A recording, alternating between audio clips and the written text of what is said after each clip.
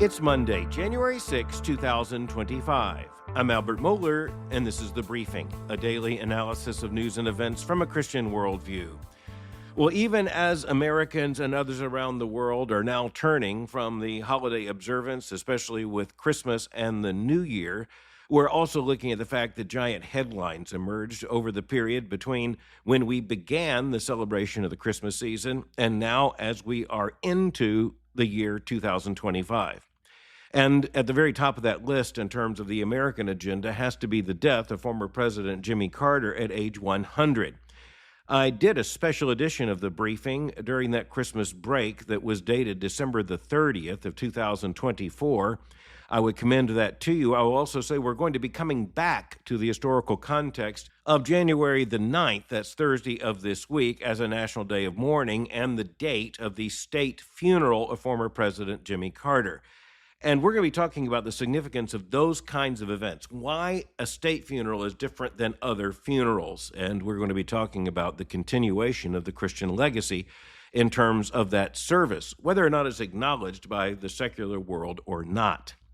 But we also need to turn to the fact that there were other headlines, and at least at the top of that list, very troubling headlines having to do with two terror attacks, or apparently two terror attacks that took place as we're looking at January the 1st of 2025. And it was in the wee hours of that morning that there was a truck that was deliberately driven into the crowd on Bourbon Street in New Orleans, even as that city was getting ready, not only having celebrated the New Year celebration in a city that is basically synonymous with partying, but as the city was also preparing to host the Sugar Bowl. And it was on that date, it was New Year's Day, about 3:15 in the morning local time there in New Orleans, when a man ran a rented pickup truck into a crowd, deliberately killing and wounding a number of people. It is now believed that 14 persons were struck by this particular attacker with the truck and died. And there were dozens, one way or another, who were injured, some of them very critically injured. The death toll of the event in terms of the historical record is 15 at this point, but that includes the perpetrator. It includes the man now properly, and even in a legal context, rightly spoken of as a domestic terrorist. And it is because his death is a part of the total death toll. He was shot by police, even as they sought to stop him in terms of proceeding with his attack. It was also discovered that he had explosive devices that he at least evidently intended to detonate, causing further death and injury. And by the time about 24 hours had passed after that event, it was very clear it was an act that is described as domestic terrorism. Now, the reason why the word domestic is in front of the word terrorism or terror attack in this particular context is because there was no direct foreign influence that was cited. On the other hand, just a matter of hours after this attack, it became very clear that even if there was no overt foreign orchestration, this was an exhibition, a deadly exhibition and demonstration of Islamist jihadism, and the direct source of the influence here was the terror group known as the Islamic State. Now, we need to remind ourselves that the Islamic State is basically a group that came to prominence in terms of our attention with the form of the Islamic State known as ISIS, and that was a particular group operating there in the Middle East.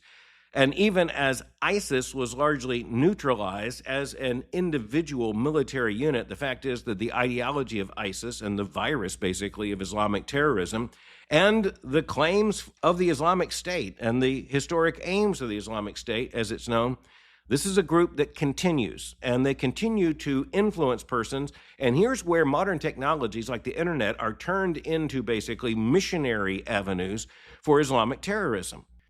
It is now abundantly clear, and the FBI has confirmed, that this was a man who was mobilized by the Islamic State, also known as ISIS, and an Islamic State flag was actually affixed to the truck he used as a deadly weapon, having rented the truck through the app known as Turo. That becomes relevant to another story that has to follow immediately after this one. This terror attack was carried out with intentionality and with brutality.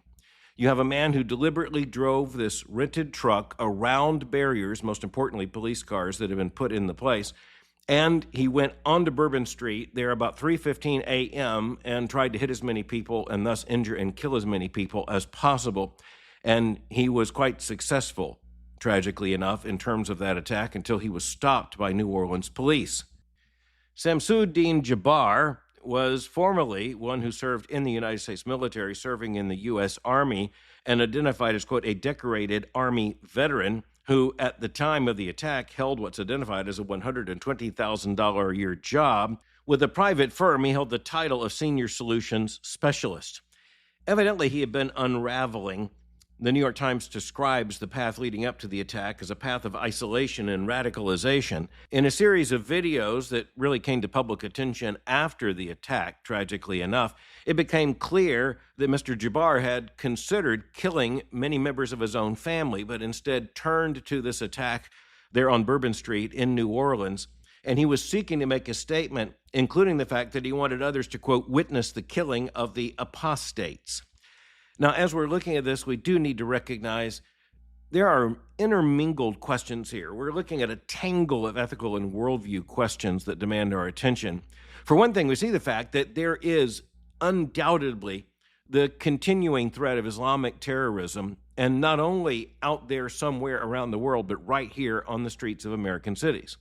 It is quite clear that there are those who, at the very least, are extremely troubled in psychological or psychiatric terms. And even if, for example, the argument is made that this is a man who took advantage of a terrorist argument based in Islamic thought, and he did so in order to basically capitalize, having some other motivation, the fact is, this was a self-radicalization that was carried out under the influence of the Islamic State, whether or not the Islamic State was a direct actor in this situation or not. In moral terms, the Christian worldview would tell us that the indirectness in this case is basically a matter of legal concern, not really a matter of moral concern. The moral responsibility is clearly there, and it's everywhere. It's on the Islamic State, and it is on Mr. Jabbar. And as you're looking at this, you recognize the secular world basically still, after all of the experience with Islamic terrorism and Islamic militancy over the course of the last several decades, not to mention several centuries in terms of the engagement between the Islamic world and the Christian West, the reality is that a secularized elite in this country doesn't want to admit that theology can ever matter, and that in reality it is a theological ideology turned into a murderous instrument of terrorism that is behind all of this. Now, keep in mind that in the days leading up to Christmas, there was another vehicular attack that took place at a Christmas marketplace in Germany. And once again, you have a vehicle, which is, of course, intended for transportation, that is turned into a deadly instrument of murder. And in some cases, as there in the Bourbon Street in New Orleans, mass murder. But you're also looking at the fact that the related story is the fact that later on the same day, changed the city from New Orleans to Las Vegas, and there was an explosion in which a truck blew up just outside of a Trump-named hotel, and it led to the death of the driver and to at least the injury of several other persons. It was not clear exactly what was behind the explosion of the Cybertruck. Now, here's the interesting link.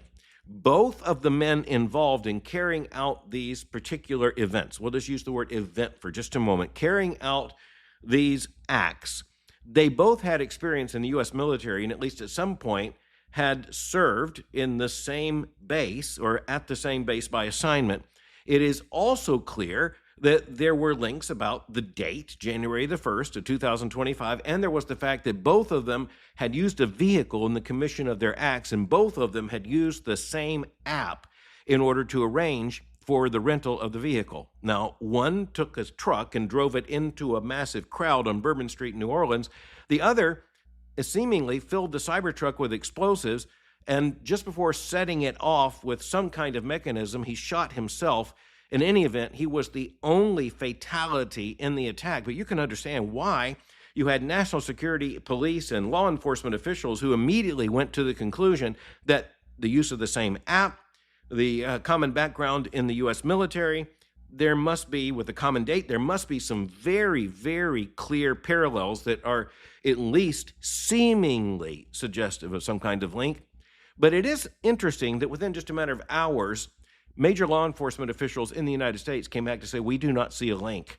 And one of them was clearly a very dramatic suicide, and the other was a very dramatic homicide. Jabbar, who carried out the murderous attack there in New Orleans, was a military veteran, but when it comes to the man who blew up the Cybertruck there in front of the Trump Hotel in Las Vegas, Matthew Livelsberger, he was an active duty Green Beret, a highly decorated American soldier. He had served for nearly 20 years in the American Uniformed Services, and he had been deployed repeatedly in Afghanistan and elsewhere. And so even as he had also been giving some indications of mental instability, no one had flagged either one of these two individuals as someone likely to carry out an attack upon himself, not to mention others. And so you look at this, you recognize there are a lot of complexities here. For one thing, you look at the fact that without the internet, without that technology, none of this would have happened. And I mean that specifically in the case of the attack in New Orleans.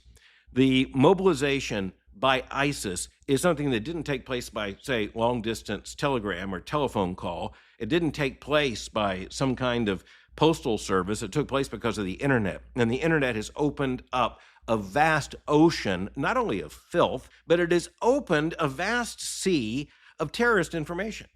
Now, we discussed the fact that there were those decades ago who were arguing that it ought to be legal to publish what was known as the Anarchist Cookbook, which was basically a printed book that was a part of the radical movement in the 1960s that suggested ways to make a bomb and carry out other kinds of domestic attacks.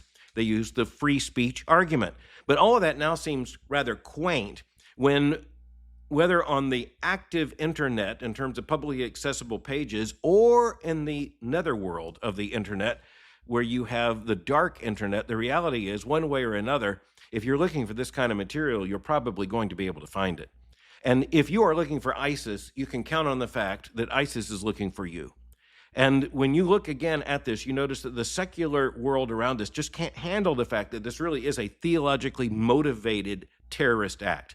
And that's made very clear by the terrorist himself. It's also a very humbling issue when you recognize that the power, even in terms of a highly technological age with all kinds of technological powers at the hands of, say, the state, the government, the police, the reality is there is almost no way to keep a would-be terrorist from gaining information not only about the motivation about carrying out this kind of attack, but also about the technique and the engineering, the details that are involved in carrying it out. That is something that is new in terms of human experience. Now, again, the Christian worldview tells us that the intention, the murderous intention, is not new, but the technology that has allowed this to happen, it is new. And just to state the matter most clearly, without the invention of something that would lead to a modern truck, you don't have a truck to drive into people with murderous intent. Without the internet, which of course can be used for much good, including podcasts, the reality is it can be used for much evil as well. And that's something that Christians understand. That's a Genesis 3 understanding of sin and its effects in terms of corruption throughout the entire civilization, the entire structure of human society. It is also a reminder of the fact that sin, as the Apostle Paul describes it, will seize the opportunity. And that's exactly what it does. But that also is a humbling realization when we recognize that sin can now seize many opportunities in terms of modern technologies and ideologies that didn't exist in these forms in times past. But as Christians try to think through these issues in terms of a biblical worldview, we also need to understand some distinctions. In the case of the attack in New Orleans, this clearly appears to be rooted in a clash of worldviews and in the influence of a deadly ideology in terms of Islamic terrorism, the Islamic State. When it comes to the incident there in Las Vegas, it appears that this is a demonstration of what is probably best described as personal despair. And that's also deadly. But in this case, it was deadly when it came to the man himself, who was really carrying out, it appears, a very ritualized and very public form of suicide, using a Cybertruck filled with explosives as his weapon. Christians understand two things out of this. One is the commonality of all sin in terms of what comes down to a very, very dark motivation. But we also understand that motivation comes in different forms. And in this case, different deadly forms. One in New Orleans, one in Las Vegas, within hours of each other. Just in terms of moral significance, we had to start with those headlines, but now we turn to domestic political headlines, and most importantly, to the election to a new term of the Speaker of the House, Mike Johnson, Republican of Louisiana. And you'll recall that even as we were headed into the formation of the new Congress and the sitting of that Congress, and one of the first things that is required in the House of Representatives is the election of a speaker, given the fact that there is a thin but real Republican majority in the House of Representatives, the Republicans had the opportunity to elect a speaker, and they did. They reelected Mike Johnson to that role. But as you know, the big drama leading up to it was the question as to whether or not Mike Johnson would get sufficient support to be reelected as Speaker of the House. And if not, by the way, the result could have been a series of things that, well, if not described as catastrophic, would be at least problematic. One of them is that if indeed you didn't elect the speaker and the speaker wasn't in place for the Congress to be in session, for example, for the certification of the presidential election, that could create a problem for the president-elect, Donald Trump. And he knew it. And there is no doubt he put his personal political energy behind the reelection of Mike Johnson as the Speaker of the House. Now, there are all kinds of tangled issues here, but the most important thing to recognize is that when you look at the United States Congress right now, you look at the House of Representatives, there are two great divides that characterize just about everything that happens in the House. The first divide is between Republicans and Democrats. You had that figured out already. The second big divide is Republicans versus Republicans. And even as you look at Republicans versus Democrats, that's pretty clean. You have two different parties, and at this point, they are separated by such divergent agendas, political identities, and ideologies that you really can't put them together in terms of much confusion about Democrats and Republicans. The idea that there would be moderates who would just have a D or an R incidentally connected to their name, that's a part of politics past in the United States. The political, moral, cultural polarization in this country means that you're pretty R or pretty much D, or you wouldn't hold the seat. And of course, that means the big contest is which party will be in the majority. And the Republicans have a majority, but it is an extremely thin majority. And that means that when you look at the reality of the election of a speaker, Mike Johnson could afford to lose very, very few votes. And by that, we mean 1 to 2 at the most. Beyond that, there would not be the election of a speaker, and this could go into a very long and very fractious, unpredictable process that wouldn't have served anyone. And I think that's the reason why President-elect Trump leaned in pretty heavily in support of Mike Johnson. It's also clear that Mike Johnson has made clear to the president-elect that he intends to be his partner in terms of moving legislation forward.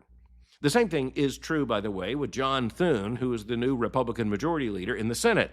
But the House is far more fractious. And by the way, that's not a new development. It's always been that way. But something else we need to recognize is the fact that the majority leader in the Senate is a very powerful position, but it's not a constitutional position. The Speaker of the House is a constitutional position.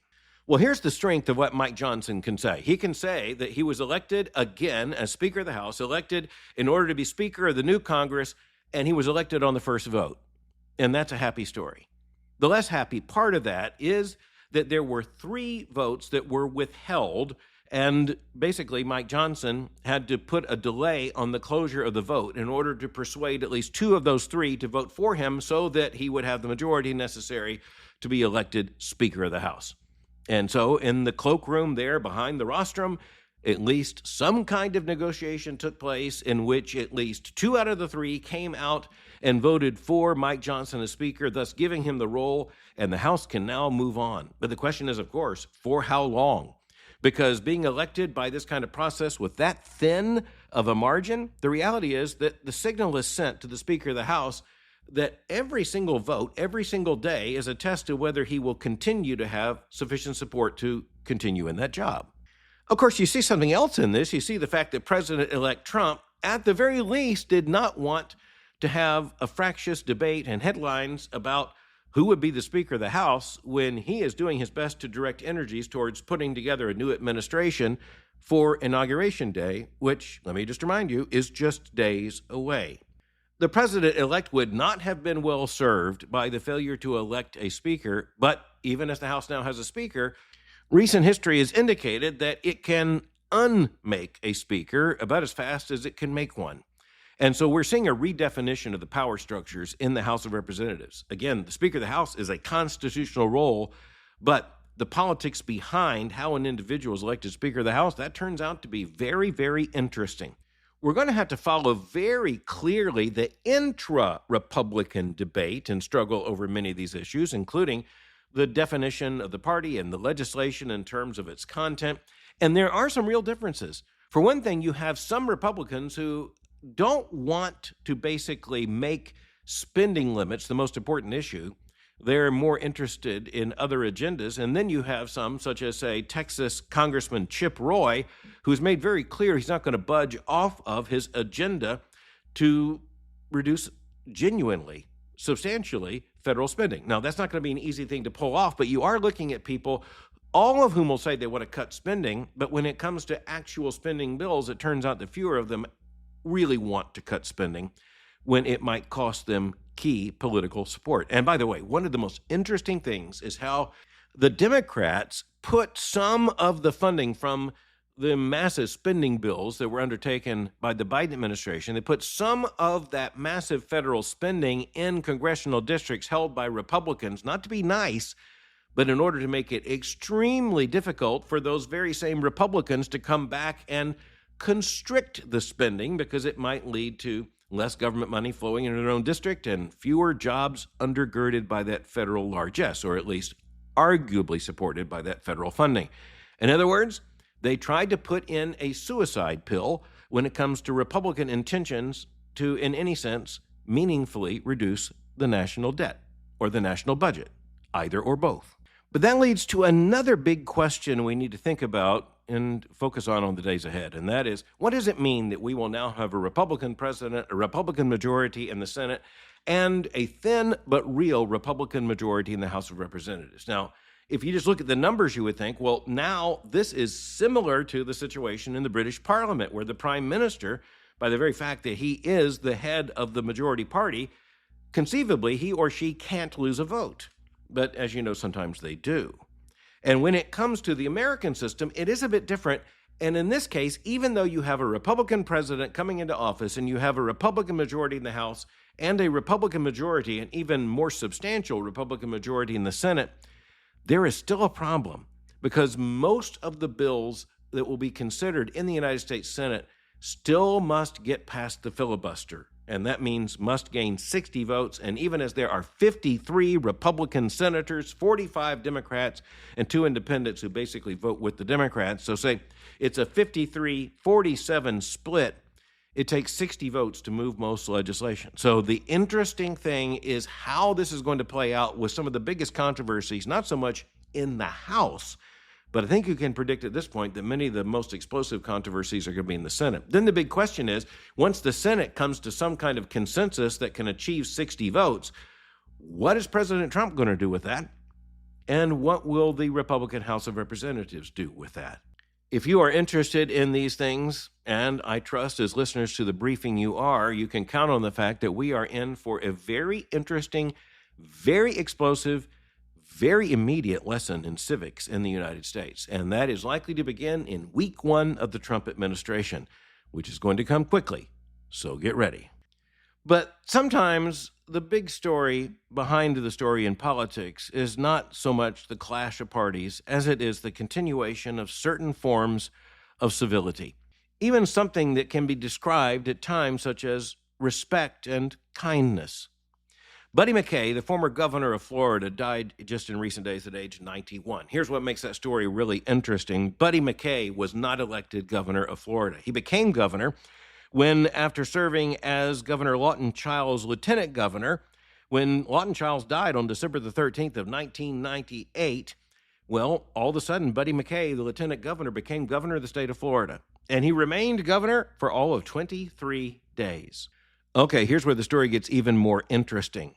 Just days before the governor died and lieutenant governor became governor, the lieutenant governor lost the governor's race to the man that his governor, his boss, had defeated, and that was Jeb Bush, who became Florida governor, Jeb Bush. So Lawton Childs was the governor. His lieutenant governor, Buddy MacKay, ran against Jeb Bush. Jeb Bush won, And so at this point, Buddy MacKay is not going to be governor, and he's going to be no longer even lieutenant governor. But then Lawton Chiles dies unexpectedly. Buddy MacKay is the governor. He's governor of the state of Florida, the office he sought, and he is governor for all of 23 days. Okay, so Buddy MacKay became governor of Florida, and even if he held the office for 23 days, he held the office. Here's where the kindness and respect comes in.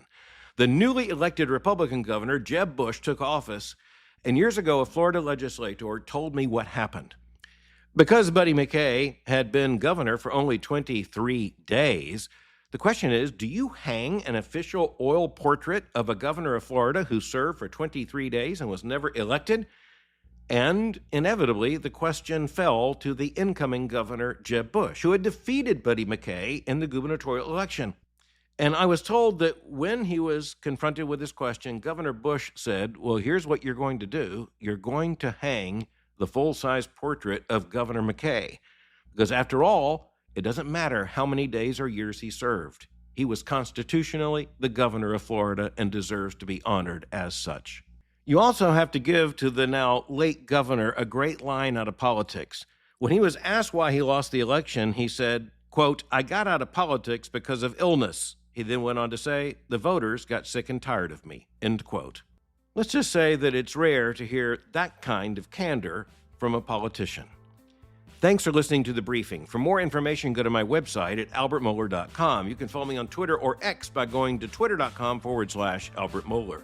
For information on the Southern Baptist Theological Seminary, go to sbts.edu. For information on Boyce College, just go to boycecollege.com.